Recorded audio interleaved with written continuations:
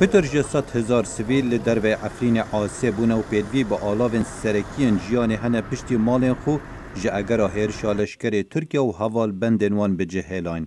سروک خوچا سورا نفنتوی پیتر مورر لداخیانیه که داگود باوری بخوچا سورا ترکی نایتا کرن آلیکاریا کردن عفرینه بکن. پیفدارا یونسف دبیجتن او 20 روزه او نکاری آلیکاریان بگهین نخلک عفرینه و 50,000 زاروک پیدوی بچاره سریا ساخلمیا لزگین هنه. یونسف بر هوا پیدویان با نزدیک 20,000 مالباتان لدر و عفرین دکت و تخمین تکرن پترج 100,000 کس کنی و کوان زاروکن پیدوی به آلیکارین مروانی هنه. یونسف و ریخستین دی آمادن آلیکاریان پشکش بکن. نتوین یک گرتی داخوازا گهشتم به توای خلک آواره چل عفرینه چل غوطاروش حالات دکه. ام نیگرانن لسر روشک مروفانی خرابتر لدورین غوطا روشلات و عفرینه لباکور سوریا. افشار بونا اگر کوچبریه که دی ام داخوازا خود دوباره دکن به تمامی ریک بو گهاندنا آلیکاریان بینه وکرن. پشتی دست به سرگرتنا عفرین سر و کمار ترکیه گفن در بازبونا من بجه دکت که هزین امریکا لویر جهدگرن. رجب طیب اردوگان دبیجت بلا بس امریکا ما بخوابیند اگر ام حوال بندین بلا ام هفکاریه بکین.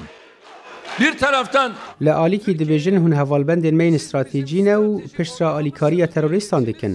راستی آشکره اگر ام هوالبندین استراتیجی نه دوی رزیل ما بگرن و لگل مبن. گفن سروک ترکیهش من بجیش در باز دبن و دبیجن اما حتی قامش لو بچین. پیفدار سروکاتیا ترکیه دازانین که امریکا و ترکیه گهشتنا ریکفتنه که درباره من بجه. وزارت درباره امریکا دبیجت چه ریکفتن چه نبوینه.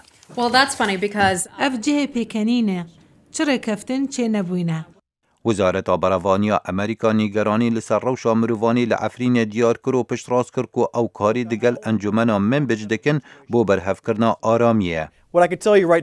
یازد کارم بیجم هزین امریکان هل من بجینه و کاری دگل انجمنا خواجهی دکن بو پاراستن و آرامیه پشتی داعشه. گفن ترکیه بگرتنا باجرن دیان کردان و دربونا خلک عفرین و کردارن دزی و طالان ملک و مالن خلکی جعالیه چکدارن اپوزیسیونا سوریین هفکار دگل ترکیه کارودان لقامشلی هبو. کن هات دنیا و قامدنیه و به سوج به سبب هات نکشتن و در باس قامشلو به عینیه ولو ساته. یعنی او کل مدنیات گرگو بکشه.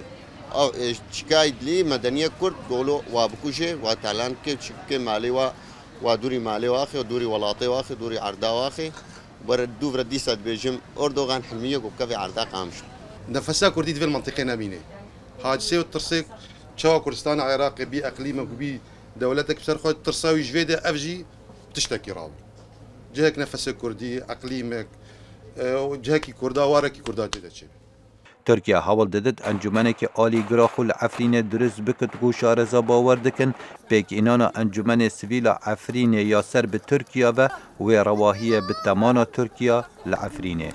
خالد فتاح دنگ امریکا.